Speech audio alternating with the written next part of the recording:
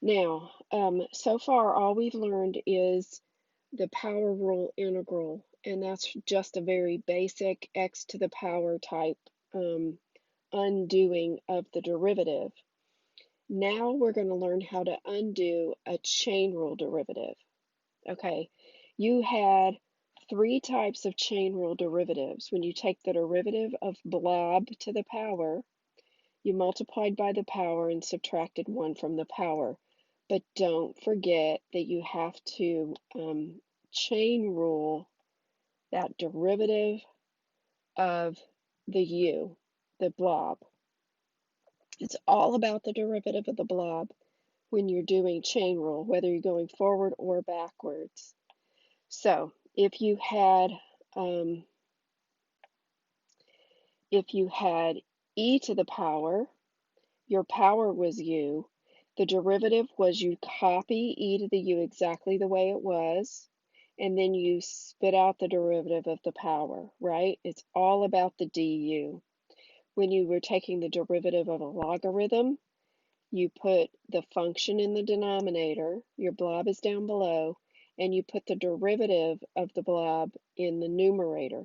So if you can remember how to do these three derivatives, then you should remember how to undo them. Sometimes you don't have the necessary pieces to make a perfect du. So your job is to figure out what's missing and give it to yourself because your job is to create the perfect DU. Now, I want to stop here for a second because your textbook does this in a very mechanical way. Your textbook uses the U substitution and does a complete change of variable. I don't really want you to do that because it will make the next type of integral that you have to learn much, much harder. I want you to do it my way instead of the book way. Now, sometimes you have to do it, you have to go all the way and just change to a new variable to be able to do the integral, but you don't want to fall into the trap of doing all of them that way. And frankly, when I give you the example of a problem that you have to completely change the variable before you integrate, I'm not even going to do that the way the book does it. Um, so that's at the very end of this lecture. Um, okay, so tighten your belt, strap yourself in. It's going to be a bumpy ride until you get some practice under your belt. Um, but don't worry, you'll get it, okay? Remember, you only have three types of derivatives that you've learned that are chain rule derivatives. The power rule, the exponential problems, and the logarithms. So there's only three integrals that you have to learn. All right, let's get going. If I have the integral of blob to the power, I have to make sure that the derivative of the blob is in the question before I can take this integral.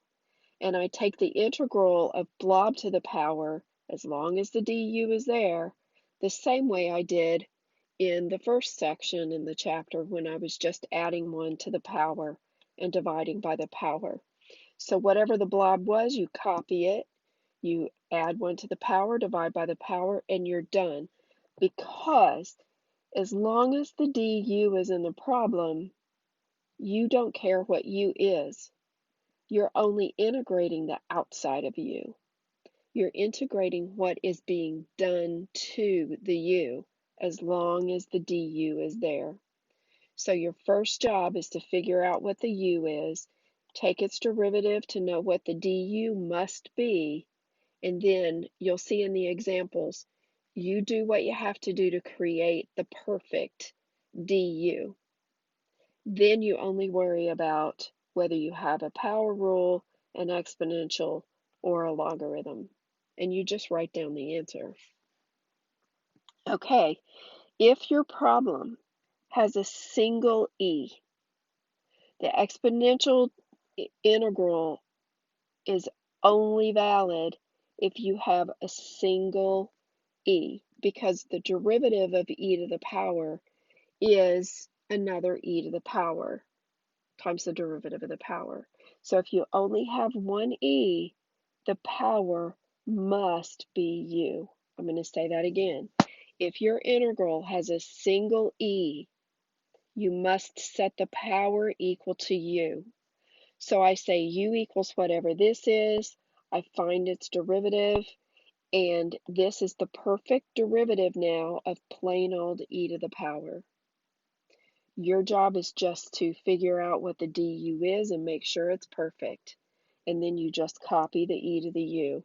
You're going to have some weird coefficients in these problems because it's your job to figure out what's missing. Okay, the last type is the logarithm. If your integral is a fraction and the denominator has no power, then you make sure the top is a perfect derivative of the bottom and you have a logarithm.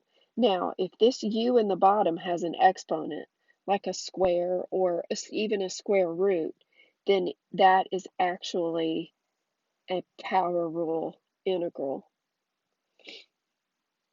Got it?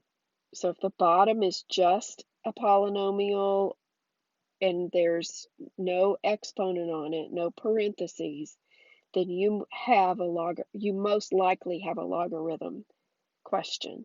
So you take the derivative of whatever's in the bottom, make sure that it's perfect in the top, and once you make this du perfect, you just write down your answer. Now, when you see some examples, this will make a lot more sense. So again, your job first, and I didn't list it, your first job is to figure out what type of integral you have. Is it a power rule? Is it an exponential? Is it a logarithm? Most of the problems, you should be able to figure that out just by looking at it. Process of elimination works great because the exponential ones are very obvious. The logarithms, there's going to be lots of times where you have a fraction in your integrand, but the denominator has an exponent. So, watch out. At the end of this, I'll show you some exceptions, but most problems will follow these rules very cleanly. Okay, so the first step is to figure out what kind it is, and once you know what type you have, then you can figure out what u is. Is u the denominator and I have a logarithm? Is u the exponent on e, so I have an exponential? Or is u the stuff inside the parentheses? So that's all there is to it. Once you figure out what your u is, you take the derivative of it, and then you look to make sure you have all the pieces that are necessary. You create the complete and perfect du by multiplying by constants, only constants, and you multiply actually by 1. So to create these perfect du's, you're going to multiply by whatever's necessary, but you multiply by it and then you divide by it so that you're actually only multiplying by 1. Then once you've done that and you've created the perfect du, then you can do the integral, and that just means you're undoing the derivative. So, first problem, x times the square root of the blob. Now, you see that you have a function inside some operator here. This square root is just an exponent. It's a 1/2 power.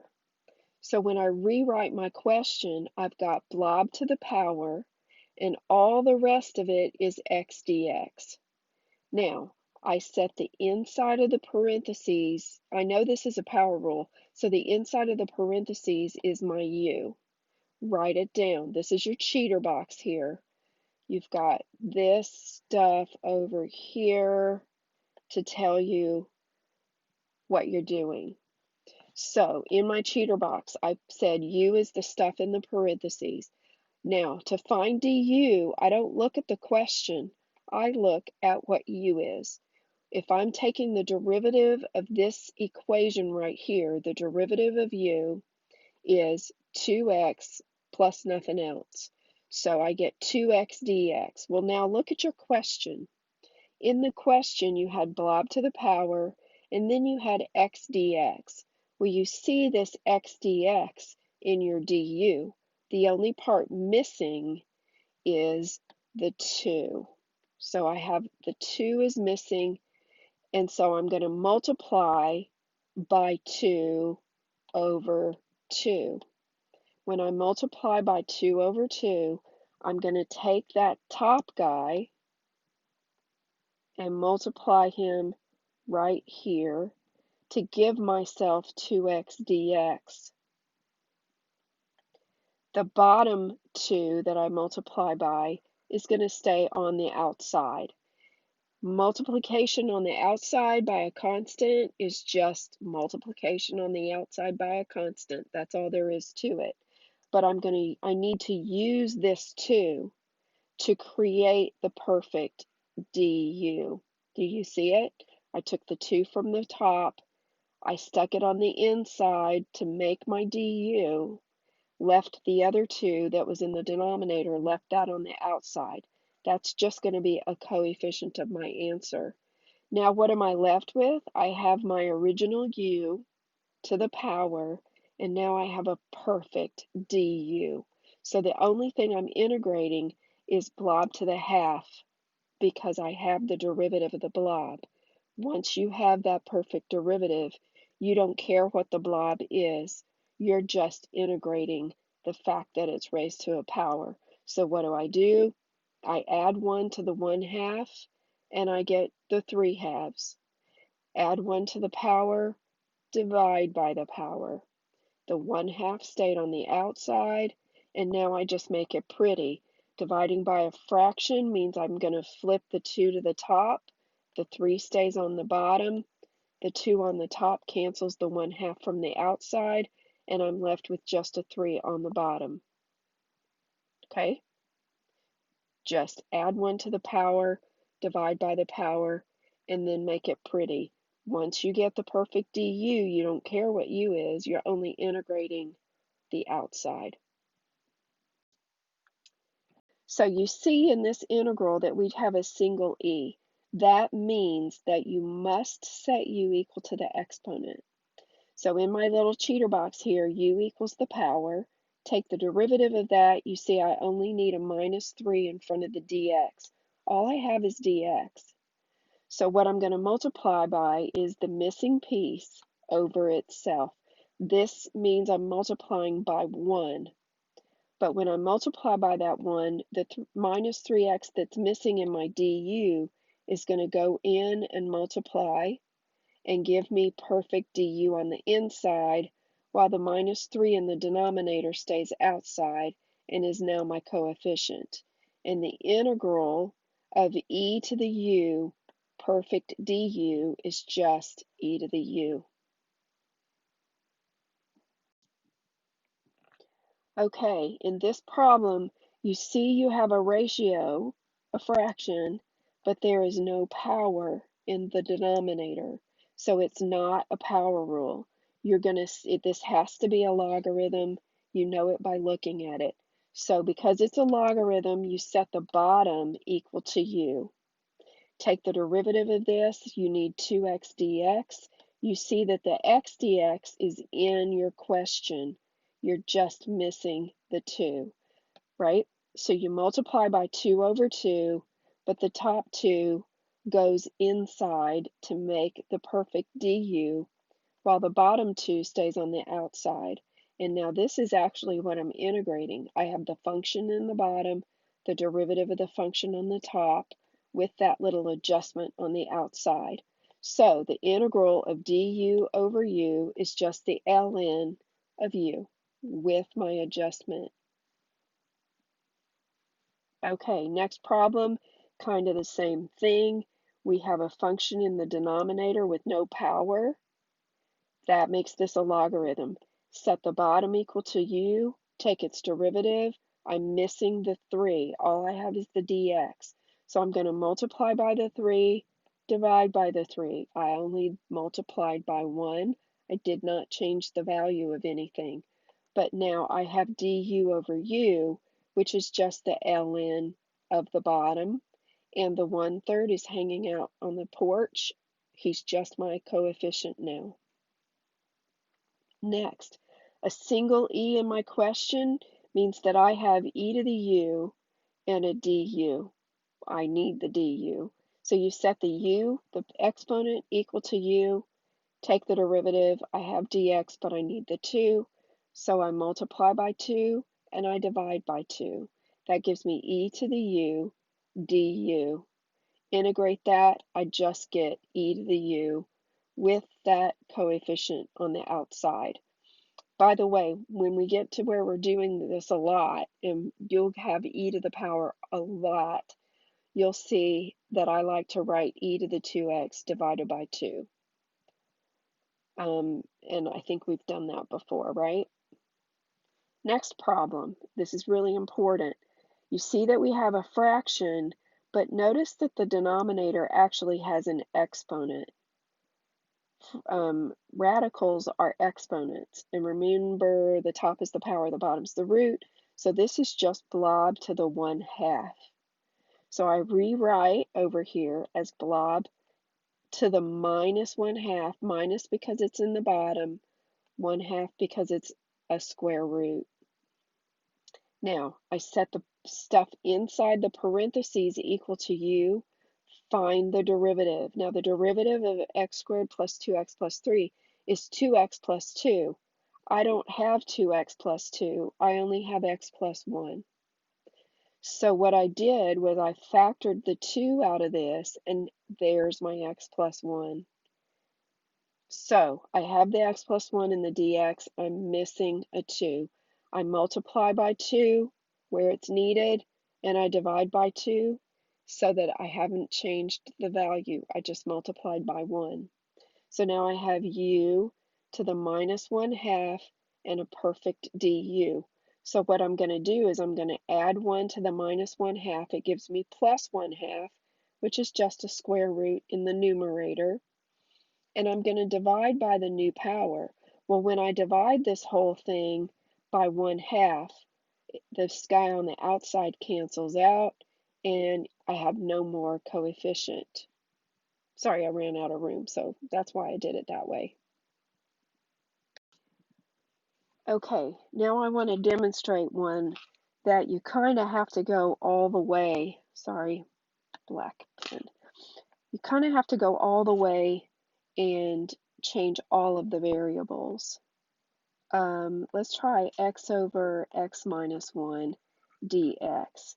Now, this looks like a logarithm, right? Because you have a denominator with no power. So what I would try first is setting the bottom equal to u, find the derivative, and I just get dx. Well, here's my dx, but the problem is that I have an x here. If that was just a number, I could factor it out, but it's not a number. I can't do anything with the x. I can only multiply and divide by constants. So I have a problem here. And when I run into this is oh no, I've got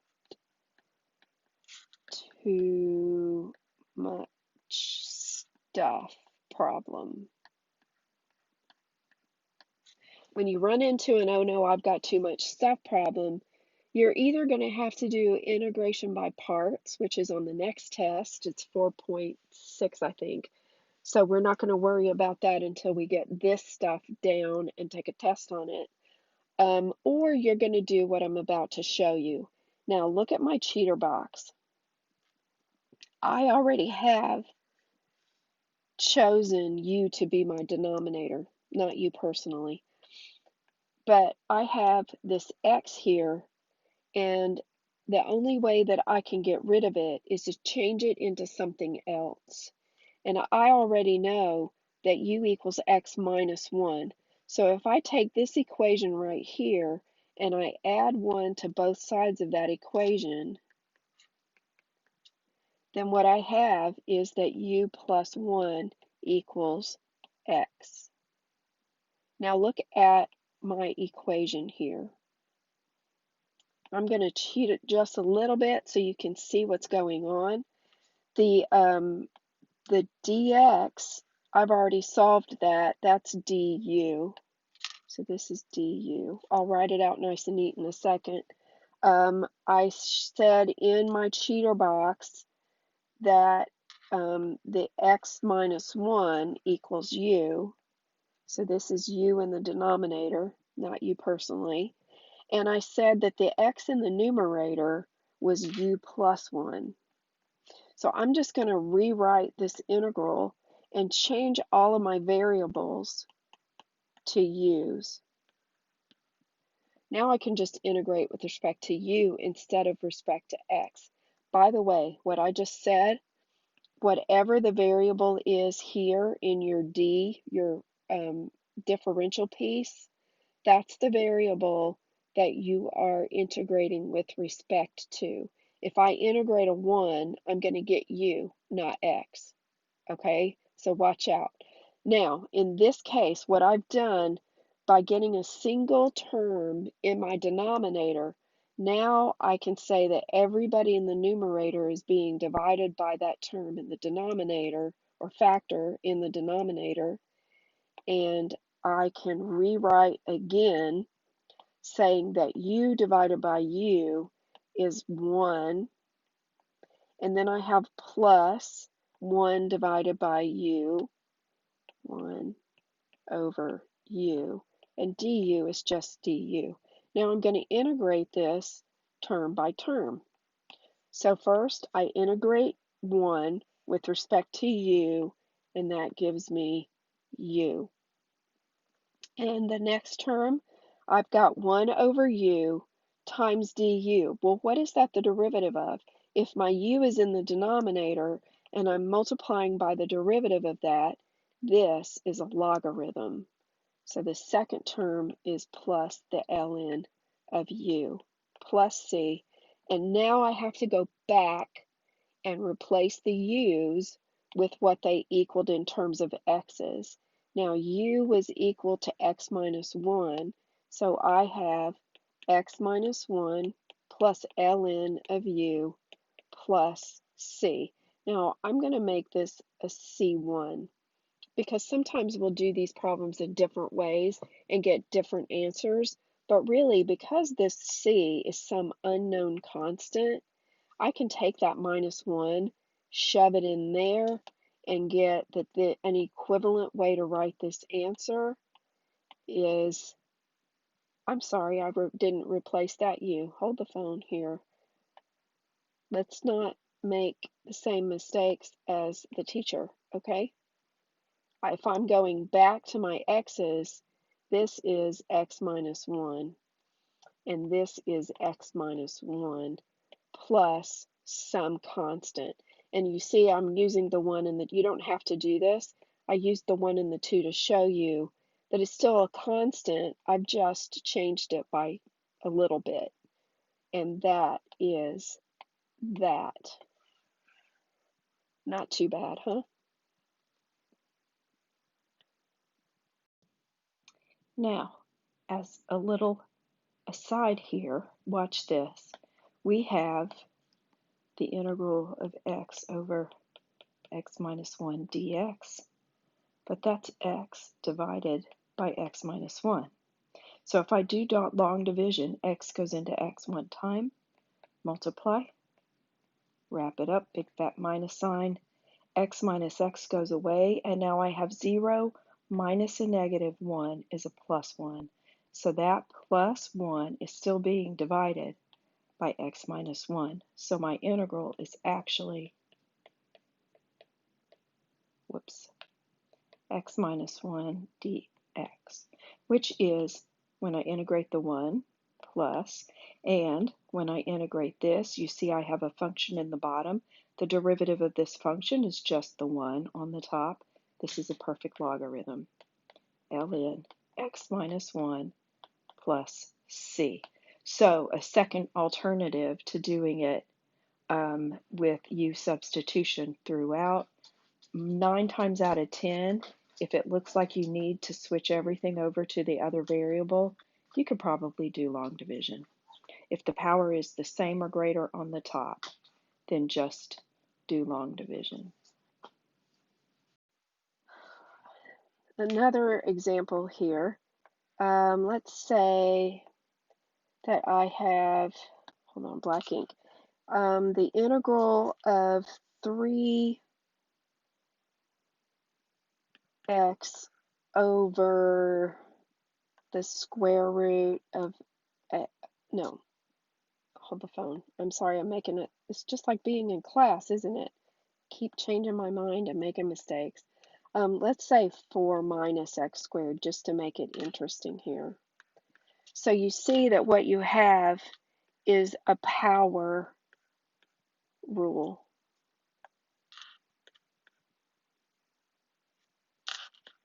Four minus x squared is on the bottom, so it's a negative power, and it's a root, so it's to the minus 1/2. And then that 3, this is why I wanted to do this problem. That 3 that's multiplying can be factored out and be seen as just a coefficient. And now that the rest of what's in the question, I have all of this, I've changed that to blob to the power. I pulled the 3 out, now I'm left with an x and a dx. So the next step, I know what u is. U is going to be the stuff in the parentheses. So u is 4 minus x squared. Take the derivative of that. I'm going to get negative 2x dx. Pay attention to your signs. They're very important. Okay? So what's missing? I've got x dx right here. I'm missing a negative 2. So what I'm going to do in the next step is I'm going to take my integral here, blob to the minus 1/2 x dx, and I'm going to multiply by the missing minus 2, and I'm going to divide by a minus 2. Do you see that I did not change the value of my integral? I just multiplied by 1. So now I have negative 3/2 on the outside, and my integral is u to the minus 1/2 and a perfect du. Once you have the perfect du, you don't care what the u is. You're just going to copy it. You're going to add 1 to the power and divide by the power. Now that guy in the bottom, 1 over 2, is going to flip to be 2 over 1. The 2's will cancel, and my final answer here is going to be minus 3 square root of the stuff plus c. Now, some of you, while you're watching some of these, have said, what happened to all the stuff? Where did all this junk go when you got your answer? Well, this is the stuff that got spit out when you did the derivative of the inside. When the derivative was taken, you multiplied by the power, you subtracted 1 from the power, and then you went bleh, you spit out the derivative of this stuff in the parentheses. Well, if you're going backwards, then all of this stuff is going to get sucked back in. I know it sounds gross, doesn't it? But that's what's happening. All of this stuff is used in the process of undoing the derivative. So it gets sucked back in. He's long gone. And the best way for you to understand all of your integral problems, no matter what kind they are, is to take this answer. I'm telling you, take the time to do this. Take this answer, take the derivative of it, simplify it, and you'll see where all this stuff in the original problem came from. You'll see that your derivative is this perfect beginning question.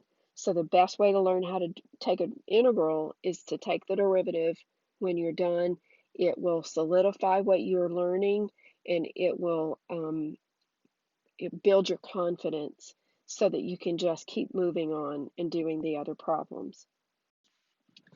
Okay, I know this was a long video, but to finalize it, you remember you've only got 3 times of chain rules that you've learned, and therefore you only have 3 types of integrals by substitution that you need to worry about. You have an exponential, you have a power rule, and you have a logarithm. And the first thing that you need to do when you open up the homework is just go problem by problem and say, that's a power rule, that's a logarithm, that's an exponential. Go down the whole row, just looking at them without writing anything down. Just look at them and see if you can figure out exactly what kind of integral they're going to be. Once you figure out that you have a power rule or an exponential or whatever it is, you're going to choose the u. If it's a power rule, u is the stuff in the blob. If it's an exponential, there's only one e in your problem, then u is the exponent. If you have a fraction and there's no power in the denominator, then the denominator is u. Once you've picked u, and you always write it down, then you take the derivative of the thing that you chose. Don't look at the question, only look at your little cheater box. You picked your u, now take the derivative of it. At that point, you're going to compare the du that you need with the stuff that's in the question and figure out what's missing. Once you figure out, and it has to be just a number, if there's an x or some function that's missing, then you've done something wrong, okay? You can only multiply by constants. But once you figure out the missing constant in the problem that you need to create a perfect du, then you're going to multiply by 1. If I need a 2, I'm going to multiply by 2 and divide by 2. The thing I multiply by almost always is the one that goes on the inside. The thing that I divide by is on the outside. And he becomes the coefficient of your final answer. Once you create the perfect du, you're ready to integrate. And remember, these are the only 3 that you need to remember. And I just thought of something that I need to show you. It's the 2 cases where you have something in your denominator that is not the u. Okay, so one more page. I'm sorry, guys. Okay, a couple of exceptional type things. Let's say that I had a problem,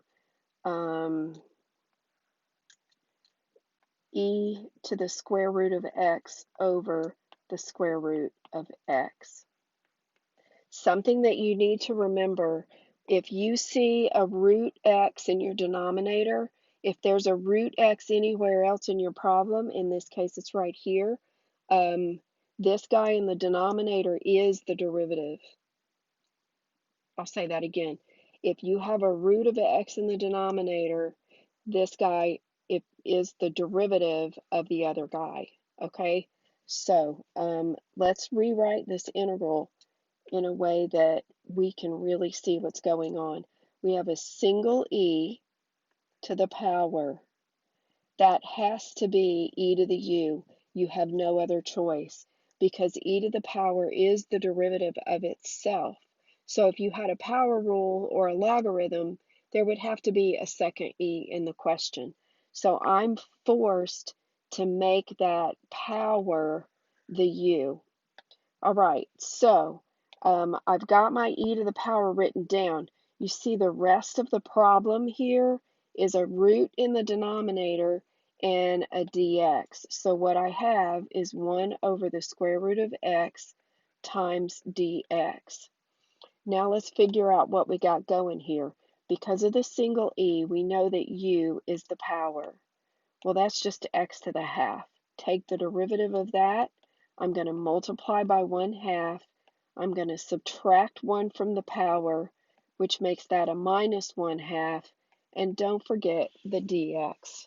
And seriously, don't forget the dx. Now, what does this look like algebraically? I have a 1 in the numerator, I have a 2 in the denominator, and that negative exponent is going to take the x to the bottom, and it's a square root in the denominator. Do you see where I'm going with this? That square root of x in the denominator here is right here in your question. The only thing that's missing is the 2. And notice that that 2 is in the denominator. So what you're going to do is you're going to take what you had. You're going to take what you had, e to the power. I have a root of x in the denominator and a dx. I'm missing a 2 in the bottom. Let me do that the way I was doing in blue. I have the 2 root x in the denominator, but because that 2's in the bottom, now I get a 2 on the top, on the outside. So you see, all I multiplied by was 2 over 2, which equals 1. I did not change any of these values. So what I've done here, now I've got a coefficient, I have e to the power, and I have the perfect derivative of the power. So my answer is just 2e to the root x plus c. Got it? Good.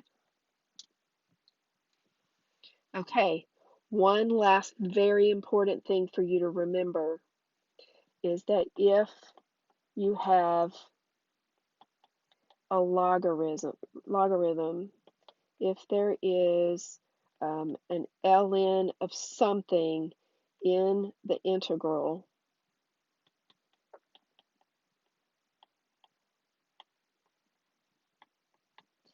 it must be the u, or at least a part of the u. Okay, now watch this problem. Let's say that I have the ln of x over x dx. It looks like a logarithm because what was the rule? We had something in the denominator that didn't have a power. But in this case, this x is part of the du, because if you have an ln in your problem, it must be the u. So now when I choose my u, I have to make that the ln. Take the derivative of that. Look at that. There's an x in the denominator. So if I rewrite my problem as the ln of x times everything else in the question, I have 1 over x dx. Well, guess what? That is my perfect du right there. So I've got this guy is u, and this guy is du. How in the world do you integrate u du?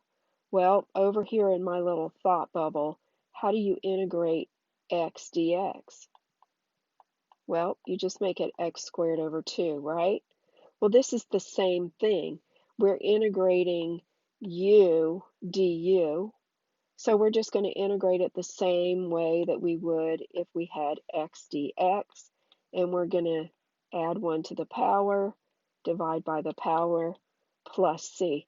Remember at the very beginning, I told you that as long as you have the du, you don't care what the u is. You're just integrating what's happening to the u. So what we have in our parentheses here just happens to be ln of x.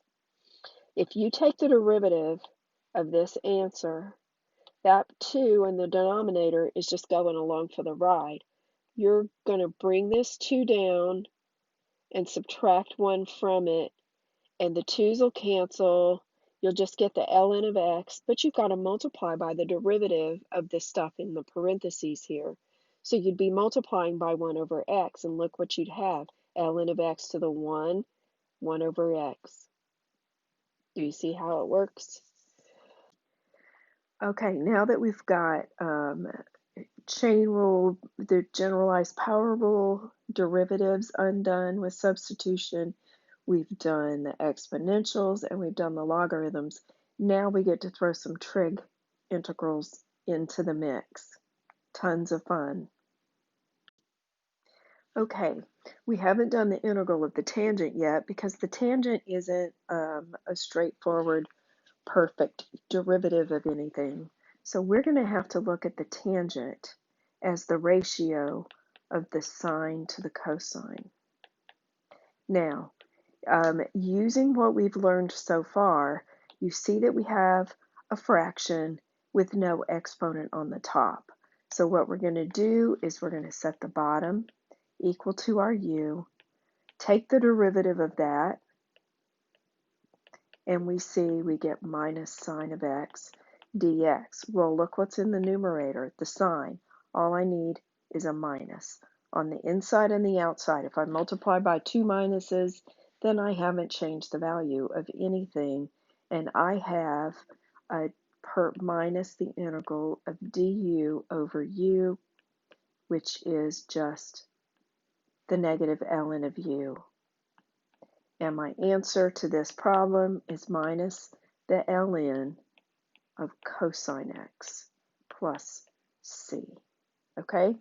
If we had cotangent, it would be the same way. Cotangent is cosine over sine. The derivative of sine is cosine, so you see that we have the u on the bottom, du on the top, so my answer is just the ln of the sine plus c. Secant. Secant is special. Secant's not the derivative of anything. Secant squared is the derivative of tangent, but I don't have secant squared.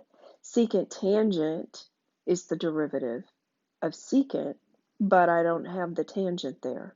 So I'm going to show you, if you remember this, then you will always remember the integral of secant or cosecant because it's the same, just with a minus sign. I'm going to multiply this by secant plus tangent. Yes, it seems like I'm pulling this out of thin air, but this is the method that you need to remember so that you don't necessarily have to memorize a derivative. So, what do I have on the bottom? I have secant plus tangent. What do I have on the top? I have secant times secant, and I have secant tangent. Secant squared is the derivative of the tangent. Hold the phone. Secant squared is the derivative of the tangent, and secant tangent is the derivative of the secant, right? So the derivative of secant plus tangent is secant tangent plus secant squared. Do you see that I have my u on the bottom and my du on the top? What is that the derivative of? The logarithm. I know, right? My integral is the ln of the bottom.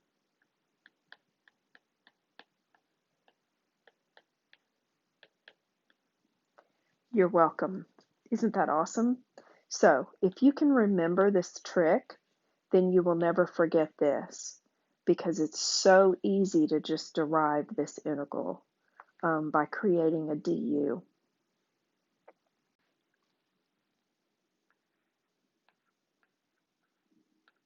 Let's look at the cosecant. We're going to do it the same way we did before.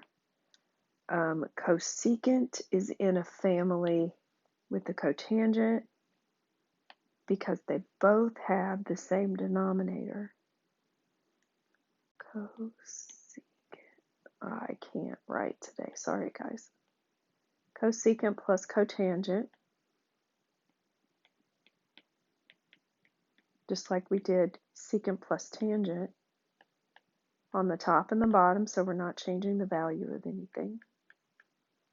Once we've done that, we have the integral of cosecant squared, which is a perfect derivative, almost, and a cosecant cotangent, which is also almost a perfect derivative, over the cosecant plus the cotangent,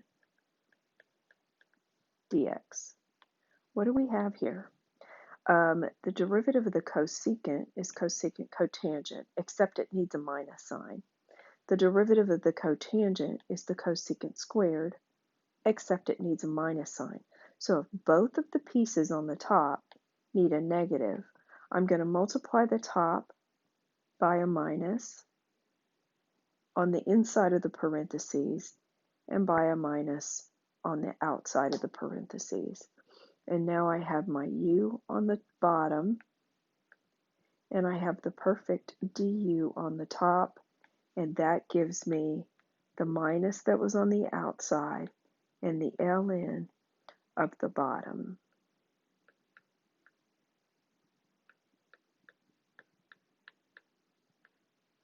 Now on the next page, I want to show you something. There's two different ways to write the answer to the integral of the cosecant. Some teachers use them interchangeably. I usually go with this one because it's the most straightforward to derive, but you need to get used to seeing this in the other way. And it's all about the properties of logarithms and the definition of the cosecant and the cotangent. So on the next page, meet me there.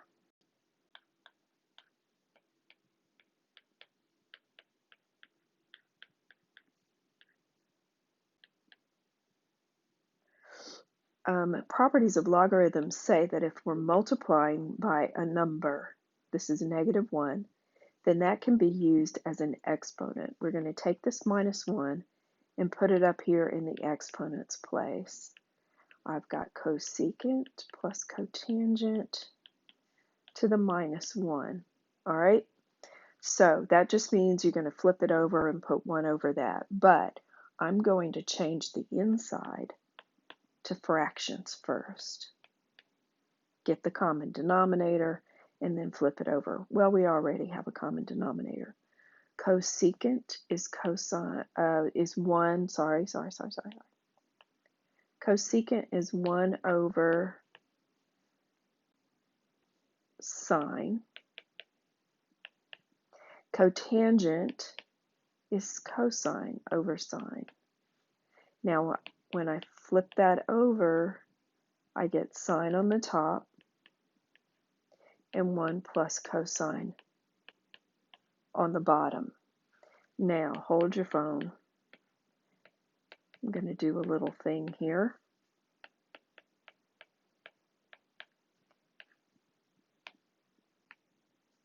I'm going to multiply by the conjugate of the bottom. If I do it to the bottom, I have to do it to the top. You don't have to memorize this.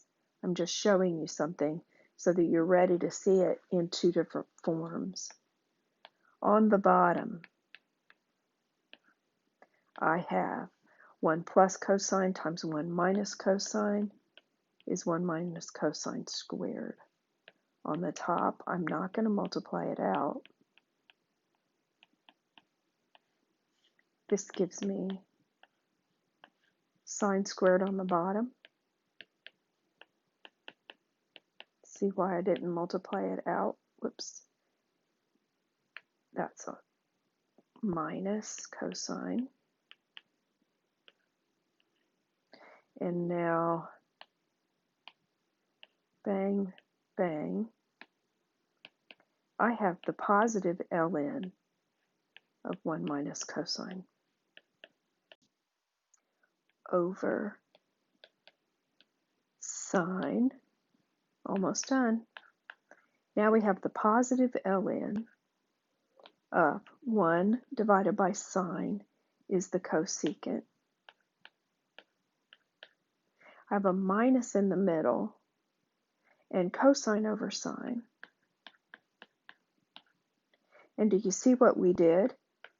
We have a positive ln of cosecant minus cotangent, but what we started out with was the negative ln of cosecant plus cotangent. So you can write this answer in either form. The integral of the cosecant can be written this way, this is what we derived, but I've just shown you that this thing is exactly the same as the positive ln of subtraction, cosecant minus cotangent. So you may see this in some textbooks or from some other teachers. I usually write it this way because you're taught to integrate and get that. And it's just easier to remember if you know where it comes from. Okay, so now we have all of the integrals of our basic trig functions. The integral of sine. Remember, sine is the derivative of cosine, but it's negative. So we're going to come back with that minus there. The integral of cosine. Cosine is the derivative of sine. The integral of tangent. Remember, tangent is sine over cosine.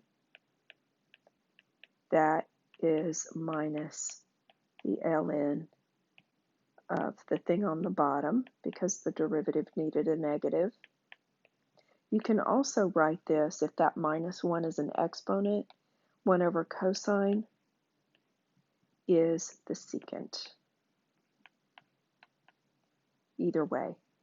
The integral of the cotangent, for the same reason, is the ln of the sine. The integral of the secant, we multiplied by cosecant, by secant plus tangent, and we got a perfect derivative on the top of the secant and the tangent.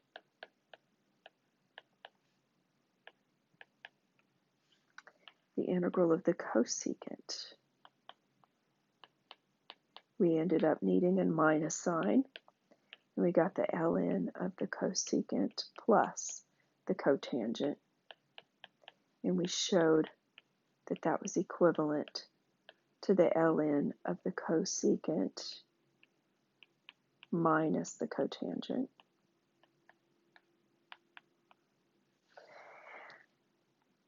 And that's all 6 of your basic trig functions. Problem is, we don't always have the sine, cosine, tangent, cotangent, secant, cosecant of x. So, a couple more problems.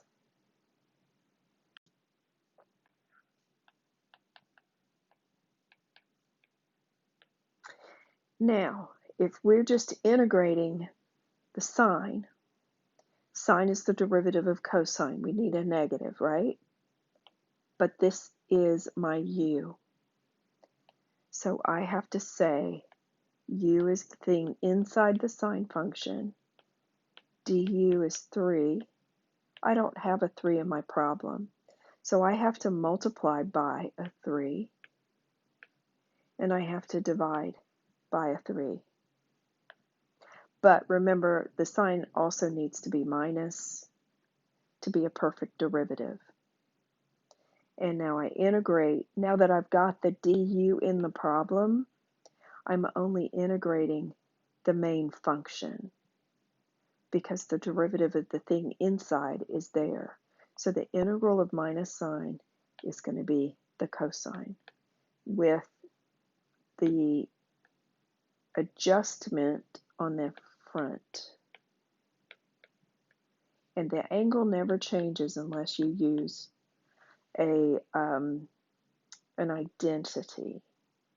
What if I had the integral of tangent pi x? Well, this is my u, du. It's u because it's inside the tangent function now. I need a pi to make my problem perfect. So I'm going to multiply by a pi, divide by a pi.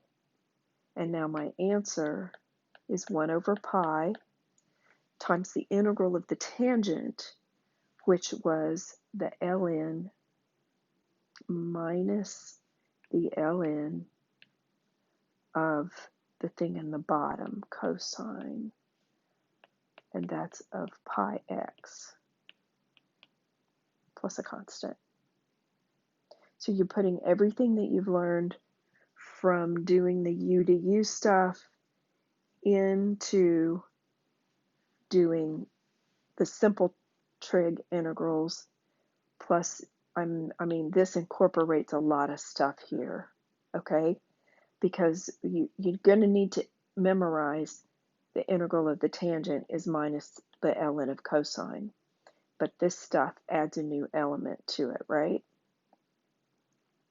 So what if I have the integral of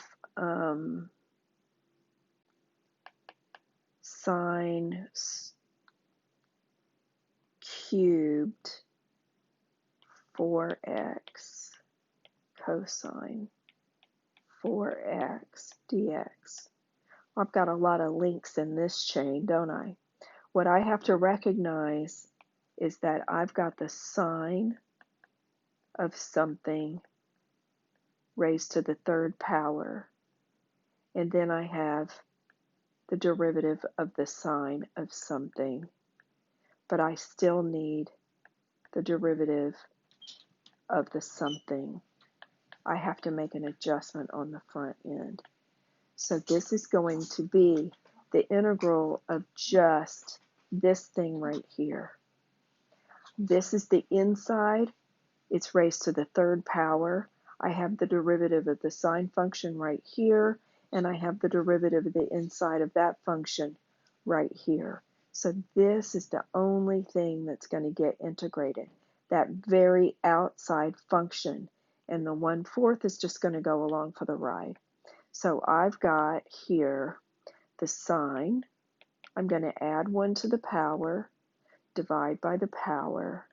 The thing I'm taking the sine of stays the same, and I had that adjustment coefficient out front, and I end up with sine to the 4th of 4x over 16 plus a constant. Crazy, right? But notice that I can't integrate sine cube unless I have the derivative of the sine. So this is like a 3 links in this chain rule derivative here. I can't multiply by a cosine if it's missing. I can multiply by a constant, but I cannot multiply by a function. So you've got to make sure when you see something raised to a power, you got to set the inside of those parentheses with the power equal to your, I'm going to make that a capital U. Then my du, the derivative of sine is cosine, but I need a 4. So do you see, when we look at that, the thing that was raised to a power, that power was the outside of the outside of the outside function. So I said that whatever's being raised to the third power equal to my u. When I take the derivative of u, it's a cosine, and chain rule the 4. I can't integrate this if I don't have the cosine. If I didn't have the cosine, I'd need other methods, and you're going to get that in Calc 2. For now, we just see the outside function. How do you know what's outside? Well, if I plugged in a number for x, the first thing that I would do is multiply it by 4. That means the 4x is the very last link in the chain. What would I do to that then? I would take the sine of 4x. That means that's the next link. After I find the sine, the last thing I would do is raise it to the third power. So that means this is the outside of the outside. Inside that third power was my sine. I'm going backwards. And inside the sine is the 4x. So you see you have to have the derivative all the way through to the last link. And if it's more than just a constant, it has to be in the original problem. Okay, I'm going to make one video of just practice problems to help you through your homework. But the homework, this video is covering 4.5,